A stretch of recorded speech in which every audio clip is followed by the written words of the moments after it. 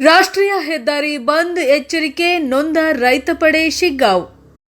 ಹಾವೇರಿ ಜಿಲ್ಲೆ ಶಿಗ್ಗಾಂವ್ ತಾಲೂಕಿನಲ್ಲಿ ದಿನಾಂಕ 10-10-2025 ಶುಕ್ರವಾರದಂದು ವೀರರಾಣಿ ಕಿತ್ತೂರು ರಾಣಿ ಚೆನ್ನಮ್ಮ ಸರ್ಕಲ್ನಿಂದ ತಹಶೀಲ್ದಾರ್ ಕಚೇರಿಯವರೆಗೆ ನೊಂದ ರೈತ ಪಡೆ ಬೆಳೆ ವಿಮೆ ಹಾಗೂ ಬೆಳೆ ಪರಿಹಾರ ನೀಡುವಂತೆ ಆಗ್ರಹಿಸಿ ಪ್ರಗತಿಪರ ರೈತರು ಬೃಹತ್ ಪ್ರತಿಭಟನೆ ಜರುಗಿಸಿದರು. ಇನ್ನು ಬೇಡಿಕೆಗಳನ್ನು ಇಟ್ಟರು.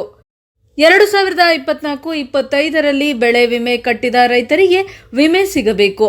ಯಾವುದೇ ಬೆಳೆ ಇರಲಿ, ಇಳುವರಿ ಕಡಿಮೆ ಕಂಡು ಬಂದರೆ ಅಂತಹ ಬೆಳೆಯನ್ನು ಹಾನಿ ಅಂತ ಪರಿಗಣಿಸಿ ವಿಮೆ ನೀಡಬೇಕು.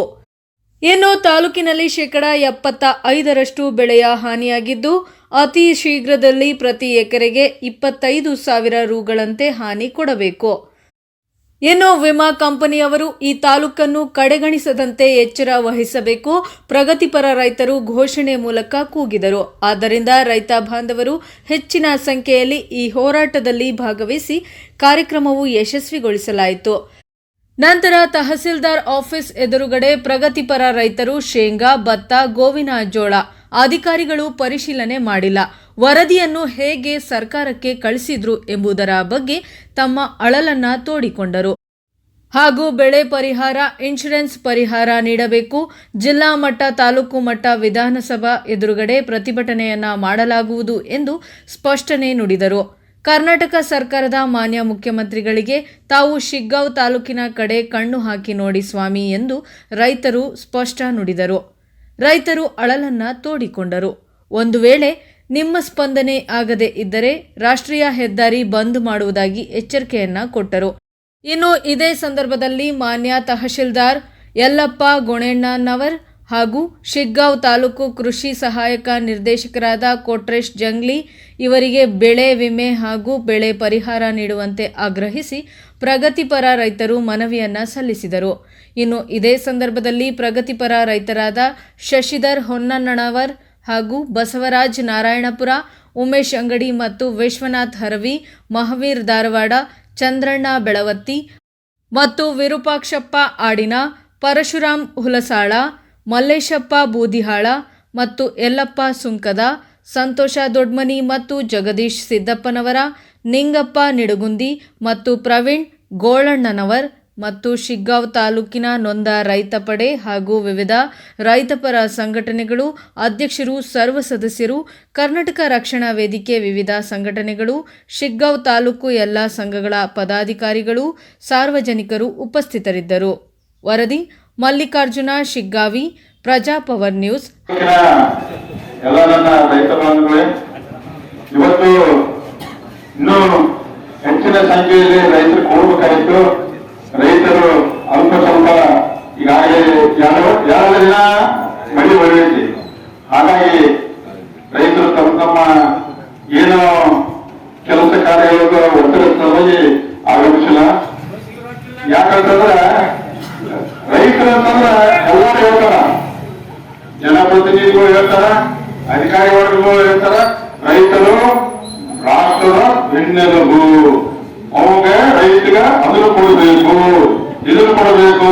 ರೈತರಿಗೆ ಏನು ಕೊಡೋದಿಲ್ಲ, ಅವನಿಗೆ ಮಕ್ಕಳಾಗಿ ಹತ್ತಿರಗಳು ಕೊಡ್ತಾರೆ ಎಲ್ಲರೂ ಕೊಡ್ಕೊಂಡು. ಯಾಕಂದ್ರೆ ಪ್ರತಿಯೊಂದು ರೈತ ಏನಾಗೈತೆ ಅಂತಂದ್ರೆ ತಾನು ಬೆಳೀತಕ್ಕಂಥ ಏನು ಬೆಳೆ ಬೆಳಿಬೇಕಲ್ಲ, ದುಡ್ಡು ಹಾಕಿ ಬೆಳಿಬೇಕು.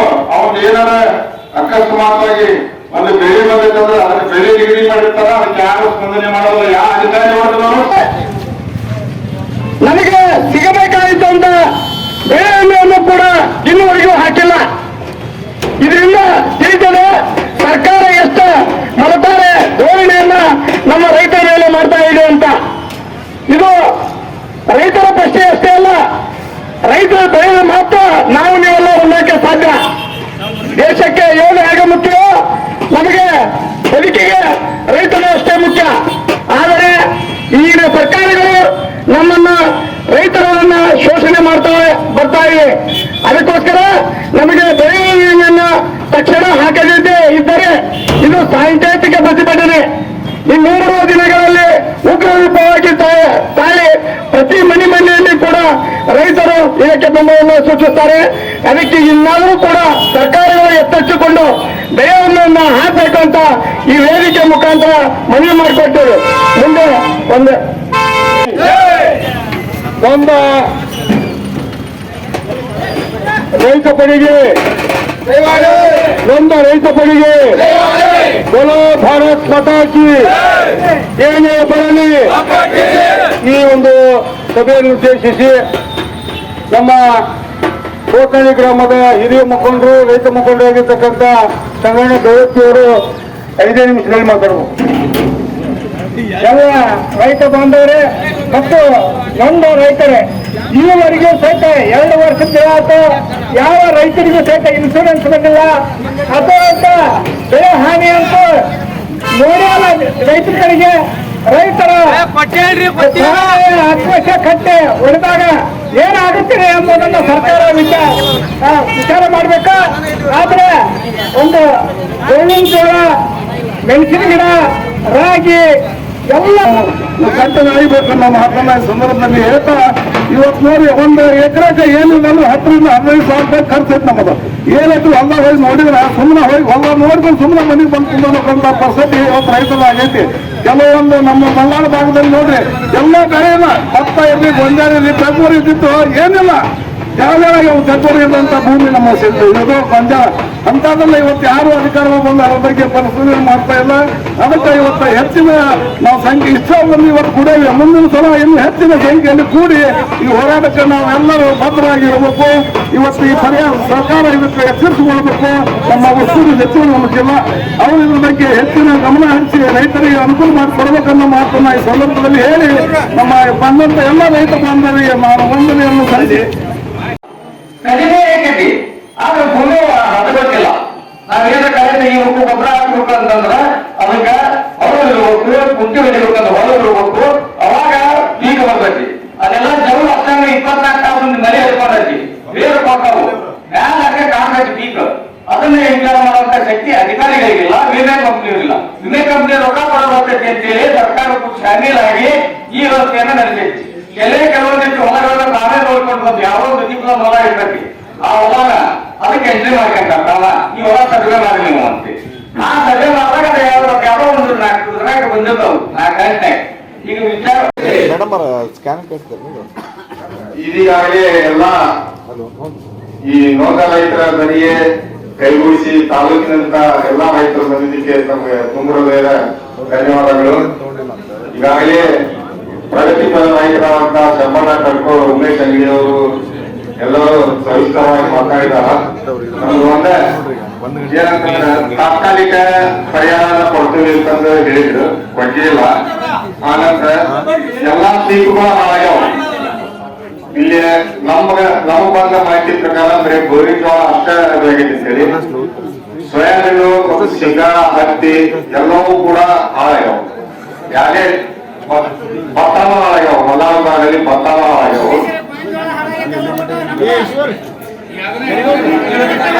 ಎಲ್ಲವೂ ಕೂಡಿ ಎಲ್ಲವೂ ತಾತ್ಕಾಲಿಕ ಪರಿಹಾರ ಮಾಡ್ತೀವಿ. ಎಲ್ಲ ಬೇರೆ ಅವ್ರ ವರದಿ ಪ್ರಕಾರ ಗೋರಿ ಜೋಳ ಅಷ್ಟೇ ಆಗೈತಿ ಅಂತಂದು ಹೇಳ್ತಾರ. ಹಾಳಾಗಿದ್ದು ತಾಲೂಕಿನಾಗ ಎಲ್ಲಾ ಬೆಳೆಗಳು ಹಾಳಾಗ್ಯಾವ.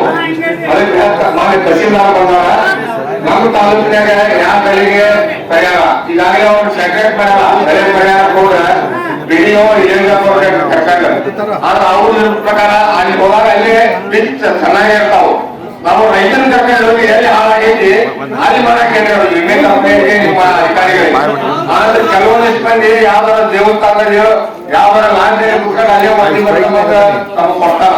ಅದನ್ನ ಬಿಟ್ಟು ಖುದ್ದಾಗಿ ತಾವ ತಹಸೀಲ್ದಾರ್ ಸಾಹೇಬ್ರ ನೇತೃತ್ವದಾಗ ಬೆಳೆ ಪರಿಹಾರ, ಬೆಳೆ ಸಮೀಕ್ಷೆ ಹೋಗ್ರೆ ರೈತರಿಗೆ ನ್ಯಾಯ ಬರುತ್ತೈತಿ ಅನ್ನೋದು ವಿಶ್ವಾಸ ಐತಿ. ಅದು ಬಿಟ್ಟು ಈಗಾಗಲೇ ನಮ್ಮ ರಾಜ್ಯದ ಕೃಷಿ ಮಂತ್ರಿಗಳ ಮಂಡ್ಯಕ್ಕಷ್ಟೇ ಸಿಗ್ತಾರ.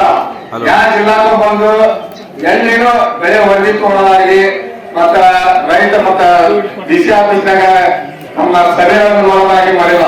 ಕಂದಾಯ ಮಂತ್ರಿಗಳು ಕೂಡ ಅವರ ಬೆಂಗಳೂರು ಬಿಟ್ಟು ಬಂದಿಲ್ಲ. ಹೀಗಾಗಿ ಅಲ್ಲೇ ಕುತ್ಕೊಂಡಿದ್ದಾರೆ. ಹಿಂದ ಇವರು ನಮ್ಮ ಉಸ್ತುವಾರಿ ಸಚಿವರು ಒಂದು ಹೇಳಿಕೆ ಕೊಟ್ಟಿದ್ದಾರೆ ರೈತರ ವಿರುದ್ಧ.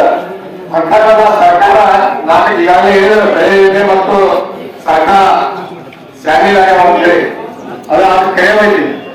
ಒಂದ್ ಸರಿ ಈಗ ಅವ್ರಿಗೆ ಪಕ್ಕ ಗೊತ್ತಿರ್ತೈತಿ ಯಾವ ಬೆಳೆ ಕಟ್ಟಿರಿ ಯಾವ ಬೆಳೆ ಪರಿಹಾರ ಕಟ್ಟಿರಿ ಯಾಕೆ ಬರ್ತೈತಿ ಅನ್ನೋದು ಅವ್ರಿಗೆ ಹೇಗೆ ಗೊತ್ತಿರ್ತೈತಿ ತಹಸೀಲ್ದಾರ್